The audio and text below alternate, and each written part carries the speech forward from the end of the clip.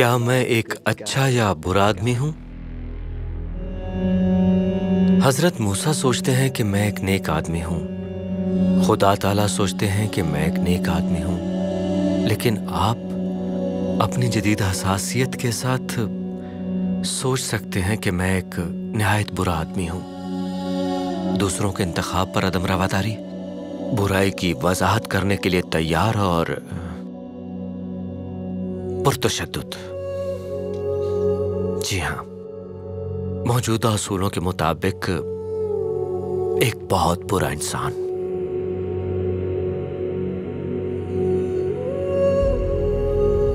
चालीस बरस तक बियाबान में मुश्किलात के बाद बनी इसराइल मुआब के मैदानों में पहुंचे। किनान पर उनके हमले का आगाज खुदावंद ताला का एहतराम करते हुए मुकद्दस तरीके से तैयारी करने की बजाय बनी इसराइल ने अपने गुनाहों की ख्वाहिशात को पूरा करने का सहारा लिया। बुनियादी तौर पर नाउजुबिल्लाह खुदा ताला के मुनकर हो गए।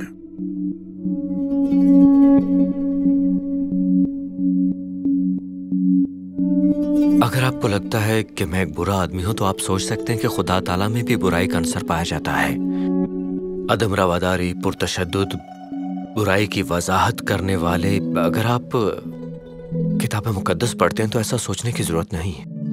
और किताब मुकद्दस के एक मुसन्निफ कहते हैं कि खुदा बदलते हुए साए की तरह नहीं बदलता। तो इंजील शरीफ में मोहब्बत का खुदा किताब मुकद्दस के खुदा की तरह ही है। तो फिर क्या हुआ? आप इस सब को कैसे समझ सकते हैं? खुदा ताला नफरत करते हैं बुराई से। इसी मुकाम से सब शुरू होता है। वो बुराई से नफरत करते हैं। वो इसे नापसंद नहीं करते या इसकी रजामंदी नहीं देते। वो अपने पूरे दिल से इससे नफरत करते हैं। क्यों? क्योंकि खुदा ताला लोगों से मोहब्बत करते हैं और बुराई लोगों को तबाह करती है, दोनों जिस्मानी और रूहानी तौर पर। बुराई अपने आप को फैलाती है, अपने आप को बचाए रखती है। मेरे जमाने में बुराई झूठे खुदाओं की इबादत के जरिए कायम रहती है, तो खुदा ताला झूठे खुदाओं से भी नफरत करते हैं। मैं फिनहास हूं, अलीअज़र का बेटा। मेरे दादा हजरत हारून हैं जो हजरत मूसा के भाई हैं। मैं इब्रानियों के सबसे बड़े खुदा का खादिम हूं और मैं यकीनन खुदा ताला के अच्छे लोगों में से एक हूं। तकरीबन 4 दहाइयां कबल हजरत मूसा और हजरत हारून ने इब्रानी कौम को मिस्र से निकाला। उनकी मंजिल किनान की सरजमीन थी जो बाद में इसराइल के नाम से मशहूर हुई। खुदा ताला ने हजरत अब्राहम और हजरत इसहाक की औलाद से किनान की सरजमीन का वादा किया और वो उस वादे को पूरा कर रहे थे। इब्रानियों के कुछ अरसे सफर करने के बाद खुदा ताला ने उन्हें हुक्म दिया कि वो वहां जाएं और वहां रहने वाले लोगों से जमीन छीन लें। इब्रानी खौफजदा थे, लिहाजा इनकार कर दिया, नाफरमानी की और बागी बन गए। नताइज क्या हुए? खुदा ताला ने उन्हें 40 बरस तक बियाबान में जिला वतन कर दिया। फिर उन्होंने इन 40 बरसों को लोगों को पाक करने के लिए इस्तेमाल किया। वो उनको सिर्फ बदी करने की सजा नहीं दे रहे थे। जिंदा बचने वालों ने हर अच्छी चीज के लिए सिर्फ खुदा ताला पर इन्हिसार करना सीखा और इस दौरान बागी लोग मर गए। वो लोग जो मिस्र के देवताओं के साथ पले बढ़े वो सहरा में मर गए। इससे भी अहम बात यह है कि इन 40 बरसों के दौरान इब्रानियों का बैरूनी दुनिया से बहुत कम राब्ता था और वो गैर मुल्की झूठे देवताओं से ज्यादा मुतासिर नहीं थे। सहरा में 40 साल गुजारने के बाद इब्रानी किनान की वादाशुदा सरजमीन में दाखिल होने के लिए बहुत तैयार थे, पर उन्हें अभी तवील सफर करना था। एक बात यह है कि हमारे तमाम तरबियत याफ्ता जंगजू सहरा में मारे गए। हम जंग या लड़ाई के लिए बिल्कुल भी तैयार नहीं थे। हम किनान की मशरकी सरहद की तरफ सफर शुरू कर देते हैं। जब हम वादी मुजीब को अबूर करते हैं तो हम हसबून का सामना करते हैं, सेहून का बादशाह। हम इस सरजमीन को पुरअमन तरीके से अबूर करना चाहते हैं, पर वो जंग में हमारा सामना करने का इंतखाब करता है। खुदा ताला हमें हर शहर पर मुकम्मल फतह की तरफ ले जाते हैं। हम मर्द, औरतों और बच्चों सबको मार देते हैं, पर खुदा ताला मवेशियों को रखने की इजाजत देते हैं। हम बसन की तरफ मुड़ते हैं और अदरई की जंग में ओज बादशाह का सामना करते हैं। खुदा ताला हमें हर कस्बे पर मुकम्मल फतह अता करते हैं, यहाँ तक कि दीवारों से घिरे शहर पर भी। हम हर मर्द, औरत और बच्चे को मार डालते हैं, मगर खुदा ताला हमें मवेशियों को रखने देते हैं। हम केनान में दाखिल होने और फतह करने के दहाने पर हैं, मगर हमारी तफहीम इस बात पर मबनी है जो खुदा ताला ने कोहे सीना पर हजरत मूसा को बताई थी। खुदा ताला अपने फरिश्ते और दूसरे रूहानी हथियारों को इस्तेमाल करेंगे ताकि हम आगे के लोगों को बाहर निकाल सकें। वो मुल्क को हमारे हवाले कर देंगे और हमारे पास वाफिर मिकदार में खाना पानी होगा और हम बीमारियों से पाक हो जाएंगे।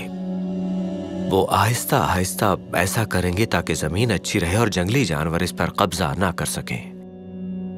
हमें बस इतना करना है कि खुदा ताला की इताअत करनी है और बहुत मोहतात रहना है कि किसी भी किनानी देवता की इबादत न करें, किनानियों से मुआहदे न करें या उनमें से किसी को हमारे दरमियान रहने ना दें। हम भेड़ों के डरे हुए रेवड़ की तरह उन्हें अपने सामने से हटाने की तवक्को करते हैं, ना कोई झगड़ा ना खून रेजी। बदकिस्मती से हम खुद कोई कामिल लोग नहीं रहे जब से खुदा ताला ने हमें बताया कि वो किनानियों को कैसे बाहर निकालेंगे। सोने के बछड़े के वाक़े से पता चलता है कि हम झूठे देवताओं की इबादत करने का रुझान रखते थे। हमारी शिकायत और चीखो पुकार ने जाहिर किया कि हम खुदा ताला पर भरोसा नहीं रखते और हजरत मूसा और खुदा ताला के खिलाफ बगावत के नतीजे में हम 40 बरस बियाबान में भटके। अब हम इब्रानी मोआब के मैदान में दाखिल हो रहे हैं। किनार में दाखिल होने से पहले ये हमारा आखिरी मुकाम होगा। अब कोई दुश्मन हमें नहीं रोक सकता। खैर, एक दुश्मन रोक सकता है।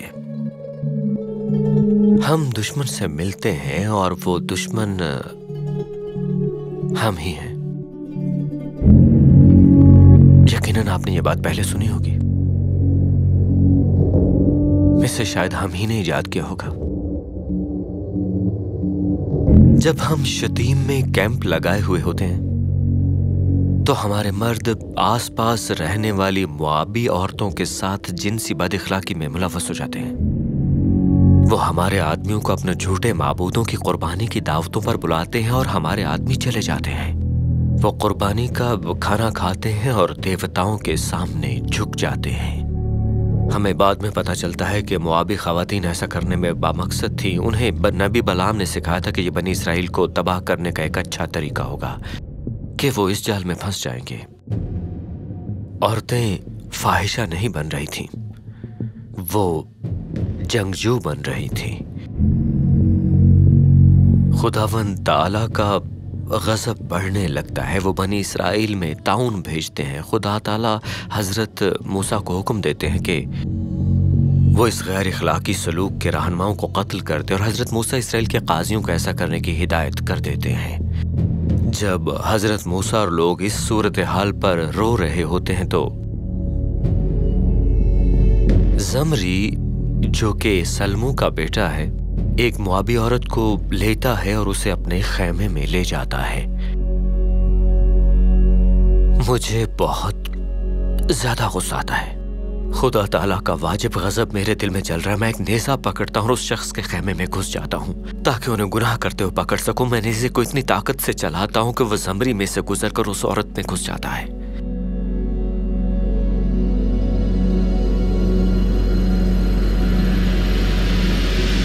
मैं खैमे से बाहर आता हूं कांपते हाथों के साथ।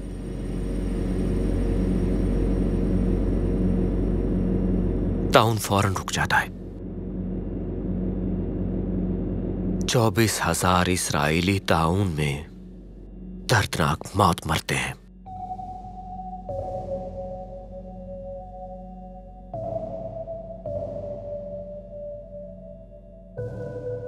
खुदा ताला हमें हुक्म देते हैं कि अब से मुआबियों के साथ दुश्मनों जैसा बर्ताव किया जाए। खुदा ताला मेरे अमल को मुस्बत नजर से देखते हैं और वो मेरे खानदान को काहिन बनने के एक दायमी मुआहदे का इनाम देते हैं। ज़बूर निगार कहते हैं कि मेरे अमल का सेहरा मुझे आने वाली ना खत्म होने वाली नस्लों के लिए रास्तबाजी के तौर पर दिया जाता है।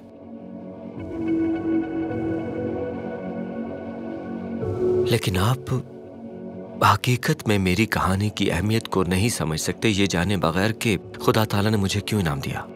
خدا تعالیٰ نے مجھے انعام دیا کیونکہ میں بھی خدا تعالیٰ کی عظمت کے لیے اتنا ہی جوش رکھتا ہوں جتنا وہ رکھتے ہیں۔ میں ان کی عزت کرنے یا ان کی بے عزتی سے بچنے کے لیے جو کچھ بھی کرنا پڑا وہ کروں گا۔